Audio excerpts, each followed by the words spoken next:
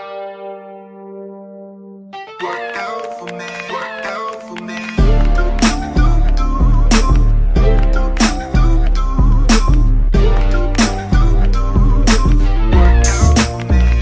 Hey everybody, welcome to another episode of Sundays with a Cherry on Top. I'm your host Cherry. Today we're going to be talking with my girl Chrystal Stone. You may recognize her as the winner of First Take with Stephen A. Smith. Stephen A., I can't believe you still won't recognize the Cowboys as the team to beat in the NFC when they've won the last 9 games. We're going to talk about that. We're going to talk about her podcast, The Stone Truth. And we're going to talk about why she's a Dallas Cowboy fan out of all the teams she could be rooting for. She's rooting for Dallas.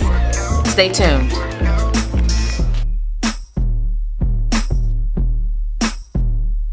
Hey everybody, welcome to another episode of Sundays with the Cherry on Top. I'm your host Cherry, and today we are here with the fabulous Chrystal Stone. We're in Harlem at the New York Sports Club on 125th Street, and this is kind of like a home for her. So I wanted to talk to her a little bit about, why she comes to this gym as opposed to other gyms, and how does she get into working out. So Chrystal, welcome. Thank you. So what is special about this particular gym as opposed to the other New York sports gyms for you?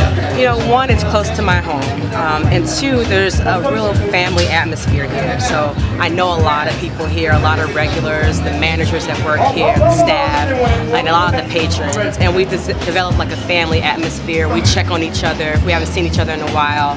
We all work out with each other. We encourage each other. That's so good. It's sort of like cheers. When I walk in here, everybody knows your name. Everyone knows your name. And so basically they stay on top of you. Like if you miss a couple of days, they want to know where you at and what's going on and why you're not here. I've gotten those text messages. If I've been out, let's say I've been out of town a couple of weeks, and they're like, "Where are you, Chrystal? What's going on?" Okay. Because it's like a social atmosphere here as well. Okay, and so for you, getting into workout, where did that start? When did that start for you?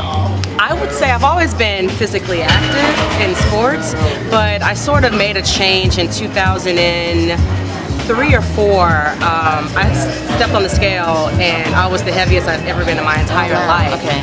And I said, all right, something has to change here. So I got into working out. I started doing fitness videos and different workouts at the gym, and I dropped 80 pounds. Oh, wow. And I told myself, looking fabulous, by the way. Thank you. Yeah. And I told myself I'm never looking back. So it became like a paramount thing for me to continue to do fitness. And if you guys want to see her fitness videos, I personally follow her. She's a personal friend of mine, but I follow her on her social media, and she does a lot of videos of her working out, and which I think is important, especially in this day and age when self-care is very important. And she just has a positive image of that. So if you guys want some new workout techniques and you want to know what's going on in the gym life, follow her on Instagram. Give them your handles. My Instagram is @Chrystal Stone _, and that's Chrystal with an H. Okay, and like I'm telling you, she lifts weights, and I'm like, the weights that she lifts, I can't even lift like half of it. So would you show me like 2 or 3 exercises? Yeah. Okay. Okay, I'm down. I mean, I'm not gonna be as great as her. What's the first exercise? All right, so we're gonna start out with a basic burpee. A burpee is like the fundamental basic exercise. It's full body, core, legs, upper body. It gets everything. It's used a lot in CrossFit workouts. I love it. A lot of people don't. But I'm one of them. No, I'm joking. So let me just show you how it is. Okay, right? yeah. So it's basically you sort of squat down, go down, up. The most important thing of the burpee is that your chest hits the ground. Okay. And you're basically doing a basic push-up up, using your legs to jump up. 9, last one,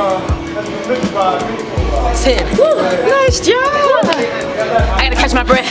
That's a really good way to warm up before you go into a really extraneous workout as well. Okay. Yeah. Ooh, I hope the next one's not. I hope the next one's not this hard. Oh, it gets. Okay. There's levels to this. All right. Okay. Well, we're gonna go have lunch after this. We're gonna talk about what was it like meeting Stephen A. Smith.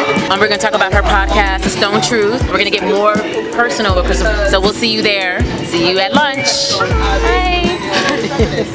Hello, boys and girls. The lesson for today is there's no such thing as regular season Eli Manning versus playoff Eli Manning. He is simply inconsistent.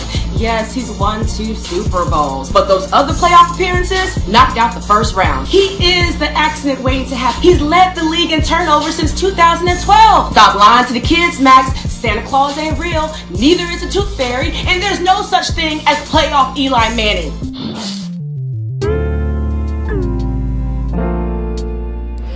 So here we are at Harlem Tavern on 116th Street in Harlem, USA, New York City. Okay, people are starting to get to know you, and because of the first take.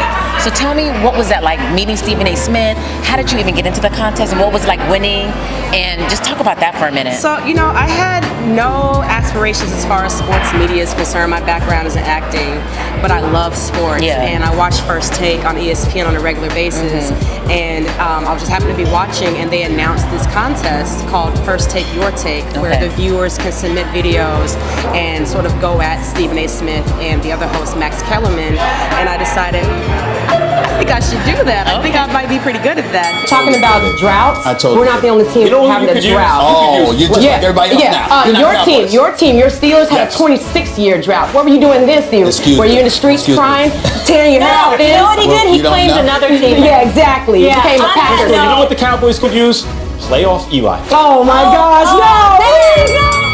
So it's so much fun. And Stephen A. Smith, Max, and Molly, they're so chill. Okay. They're so supportive. They made sure I was comfortable. Okay. They were welcoming, and they made sure I did well. Okay. They're very supportive. That's good. So it was a lot of fun. That's a good way for me to ask you about ESPN News Radio, because you were on, what show were you on? After I did First Take, I met with one of the directors of ESPN Radio, and they sort of kind of fostered me and mentored me a bit, and they brought me on to ESPN Radio this summer, and I got to co-host on one of the shows called Rothenberg and Metcalf. Now, what was that like for you? That was scary, because it was like, all right, no longer I'm the girl who won the contest, Yes. but now I'm like, that's not a part of the gig anymore. It's Okay, yeah. to come in here and work and know what you're talking about. You know what you're talking about, though. Why were you nervous? You know sports. Well, I was just so, like, I was kind of put into a room with the professionals, and now I need to really be on top of it,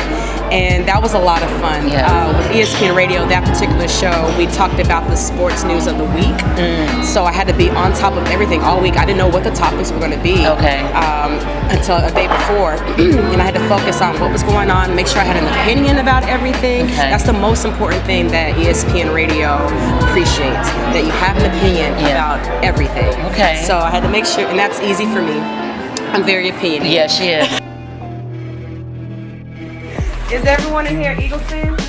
Are you a Patriots fan? Oh! I'm here in Terry's Uber. As you see, he is a filthy Eagles fan. Kevin Durant deserves to get booed tonight in Oklahoma City. Look at the Giants. What's their weakness? Their offensive line. They are walking us down the aisle to what will be the fight of the century. As many of you probably already know, I am working with ESPN now. I am a co-host on their Sunday show called The Hangout with Will Reeve and Matt Schitt. Okay, so my podcast, The Stone Truth, it started because after I did First Take, they wanted me to get onto the radio, and they suggested that I start my own podcast to sort of get used to talking about sports and sort of get my feet into the water. And my podcast is just me giving my truth, my take, my opinion about all the major sports stories, the games themselves, and I cover an array of things. Obviously, I'm focused on the Dallas Cowboys because that's sort of my strength. And I'll go into other football teams, basketball, UFC. I covered the Floyd Mayweather, Conor McGregor fight. So you're just a roundabout girl in the sports world. So you don't cater to just one aspect. It's not just about the Dallas Cowboys. It's about whatever's going on in the news, what's going on in the sports world. Even when I try not to focus on the Dallas Cowboys, Dallas Cowboys find a way to put themselves. That's because she's from Dallas. No, because our owner Jerry Jones would say something crazy, and then I have to sort of segue back to. You don't want to ignore that. Right. That makes sense. Okay. Before we go, I like to ask everybody about a cherry pick, right? So it could be anything black owned, it could be a movie, it could be a book, it can be a sports team, or a black person on a sports team, because the show is catering to the health and lifestyle of black Americans. So what would your cherry pick be? Well, my cherry pick is a book. And it was recommended by, I think, a mutual friend of ours, Nathan James. He recommended that I read this book called $40 Million Slaves. By I don't know this one. William C. Roden. You have to read it. By William C. Roden. And the subtitle is The Rise and Fall and Redemption of the Black Athlete. And that's so perfect for you. Yes. Oh my God. And it sort of colored for me protest. It put it into a historical perspective. Okay. It starts like all the way back. It talks about slavery. like athletes always just been protesting. That's just part of our blood, part of our DNA. And it talks about the rise of the black athlete from slavery. Okay. How black people were used as athletes to make money for white people, and how that basically is still how it is. Yes. Right? The majority of the sports teams are black, whether it's NBA, NFL, but then the higher ups, the ownerships, all white for the most part. And that still had that dichotomy or that dynamic has not changed over time. Okay, what's the name of this book again? So it's called $40 Million Slaves. Wow. And I recommend you read it. I read it in like 2 weeks. That's a perfect book for you. Yeah. And you learned a lot from that book. Oh, I learned so much. It helped put so much into perspective. And you know, we live life every day, right? Mm-hmm. But when someone takes time to go back 10 years, the 10 years that you just lived through, and put it into perspective and really break down things that happen behind the scenes, then you understand, when Bob Johnson became the first black owner in the NBA, the that was way huge. that this author sort of broke down how that all happened, it just puts into perspective, this is really about, the world is about race. This is really about race. So. Wow. Okay. And shout out to Nathan James for thank you for recommending the book. Hi. I might have to bring you on the show next. That's good. I don't know this book, and I know a lot, but I don't know this book, so I'm excited to put it on my list. And just thank you so much for coming. Thank you for having me. And she hasn't been feeling well, and she came out to do this, and she looks fabulous. You can't even tell she's under the weather. So we're gonna wrap this up so she can go home and get to bed, and you're gonna watch a game today. I am. This weekend is college football championship Saturday. So that's what she's gonna do. This weekend determines who goes to the national champ or the playoff for the national championship. So that's what she's gonna do. So this girl, I'm telling you, she knows her stuff. So find her, follow her, stay on top of her, listen to her podcast. She's about to be on ESPN News Radio. We don't have a voice like that, like her out there. So thank you. Thank you, Cherry.